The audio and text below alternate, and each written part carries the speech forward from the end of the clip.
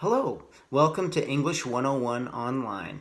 I thought it would be a good idea to at least let you see that I was a real person somewhere behind this course there at the start. I may occasionally upload videos to clarify or for further instruction, especially on some tricky grammar issues over the course of the semester. But ideally, you should be able to do most of the work online without actually having to interact with me face to face or even speak to me unless you want to.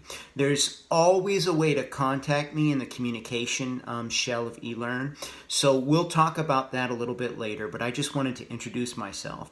My name is Mark Armini. I've only been with Walters State for about a week, so I'm still kind of new to a lot of the systems that we're using here. So I do think that I more or less have this course shell up in a functional fashion. There are a few things that I might tweak a little bit as we go along.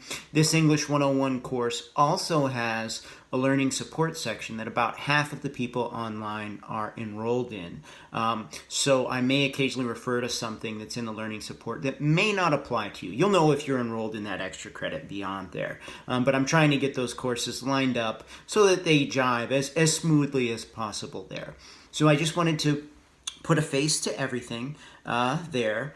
I just moved from Arizona here, and I'm really looking forward to getting to see your work and meeting you, at least online, right, and getting to know your writing a little bit. There are a few things I wanted to stress, first off, is that I do want you to view writing as a skill that you improve as you do it. Everybody has a different starting point, right? Just as in athletics, some person might be a born athlete, but the more they practice, the more they do things, the easier certain things get. And so writing, I want you to view in exactly the same fashion. So there is going to be opportunity to practice and revise over the course of the semester. In addition to this, I wanted to emphasize that while it looks like there's a whole lot of things on the schedule there, a lot of them are very brief. You just have to kind of stay on top of it throughout the week. And that's why I split it between Tuesday and Thursday due dates, even though the actual due date is midnight on Friday. This way you're not overwhelmed at 11 o'clock Friday night saying, oh gosh, I have all this stuff I need to do. Try and do it throughout the week. The caveat to this is that I do ask that you only kind of stay in that week, unless you know next week you really want to get ahead. I may only have 3 weeks at a time in the future visible. We'll see as we proceed. But please don't get too far ahead, because I am going to be giving you important feedback that will affect how I grade some of your writing assignments as we go forward in the semester. So if you get looking at it tomorrow and you're like, I'm going to finish the whole semester, I really don't recommend that. And actually, I would strongly advise against that, and I would have to close out some sections. So please don't do that. Try and stay, about a week in the future there if you can.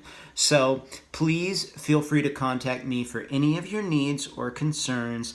I want this to be as positive an experience as possible for you, and I want you to feel like you're getting as much out of this as you can from a classroom. One more thing I do want you to keep in mind. I want you to view your writing as a public act of communication. This means that what you write, even though it is you expressing yourself, right? I want you to think of it as communicating to someone. In this case, me, but we are going to be doing a few discussion posts on the online forum through eLearn.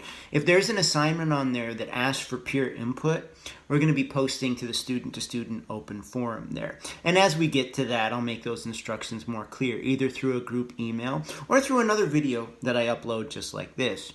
In a few minutes, I'm going to be linking you to an actual screen capture of the eLearn so that you can follow along and see where the syllabus is, in case you have any concerns or you've never used eLearn before. So once again, I just wanted to make sure that this experience was as smooth as possible, and I want you to view writing as a continuous process of revision. It's not done just because you got to the word count limit, right? It has to be kind of holistic, a living, breathing writing sample to fulfill the purpose. And there's a lot of reasons that we want to be able to write as effectively as we can in the modern world. One of them includes the modality of this course. I don't get to see you. You don't get to see me. So our communication is purely through this written word here. right? And it's important that you're able to communicate effectively, not just the assignment, but also your concerns and what you hope to accomplish. Because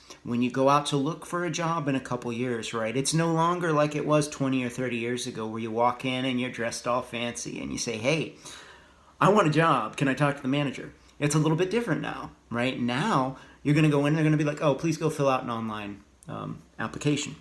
And when you do that, you need to find a way to fulfill their expectations, which are often fairly semi-formal at least, and to give an impression that is both positive and shows that you are uniquely fitted to that role. And that's an act of communication that is not always easy to accomplish. And so I do think that writing, all the things that we do, are ultimately for your ability to express yourself effectively, and that's going to help you for the rest of your lives. So please, I want you to see me as somebody who's here to help you, and don't hesitate to ask me any questions so that I can make sure that we're proceeding on the same course to a goal that will benefit all of us.